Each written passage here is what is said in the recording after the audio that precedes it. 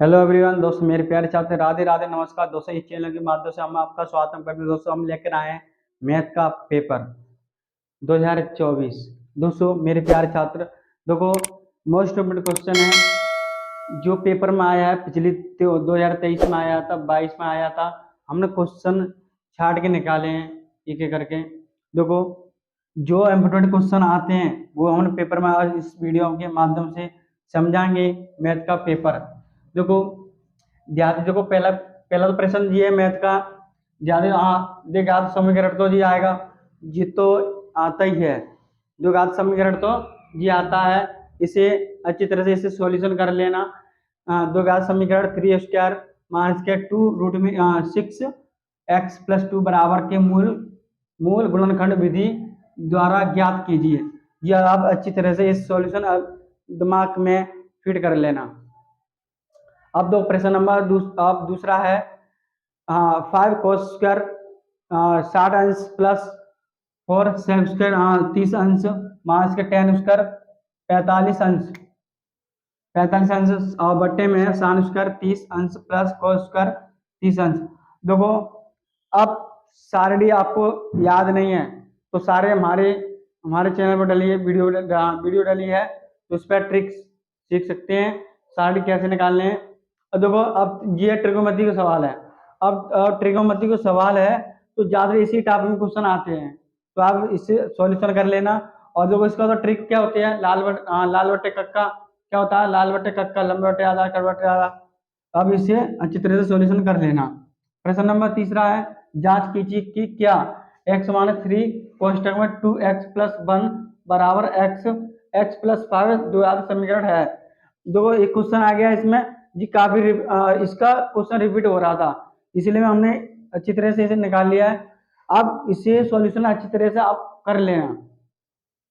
प्रश्न नंबर चौथा है, यदि द्विघात समीकरण बहुपद के a² + c² + k का मान 1 0 है तो 2 हो तो k का मान ज्ञात कीजिए। इसमें क्या करना, हमें k का मान निकालना है। अब देखो जो सवाल इसमें तो आता है, यदि नीचे के दिए हुए बटन को माध्य 28.5 हो तो x और y के मान ज्ञात करो। देखो जी क्वेश्चन आपको पेपर में जरूर मिलेगा, बारंबारता वाला सवाल जी अच्छी तरह से आता है। इसे रिपीट कर लेना, सॉल्यूशन बार बार निकालना, इसे अच्छी तरह से रट लेना, इस सवाल को दिमाग में फिट कर लेना।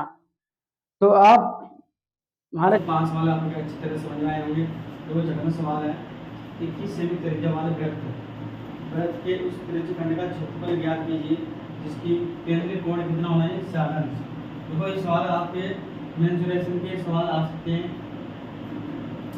अब देखो मेंसुरेशन और ट्रिगोनोमेट्री के सवाल आ सकते हैं, तो ज़्यादा इस पर फोकस करें। देखो कृपया संख्या 233/1250 का दशमलव के कितने अंकों बाद समाप्त हो जाएगा। तो आपको सही से अच्छी तरह से कर लेना सॉल्यूशन।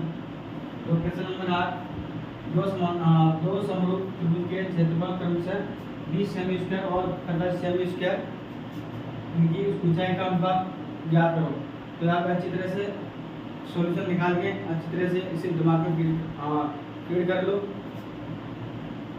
प्रश्न नंबर 9, एक घड़ी की सुई जिसकी लंबाई 14 सेंटीमीटर है, इस सुई का द्वार 5 मिनट में रुचित क्षेत्रफल ज्ञात कीजिए।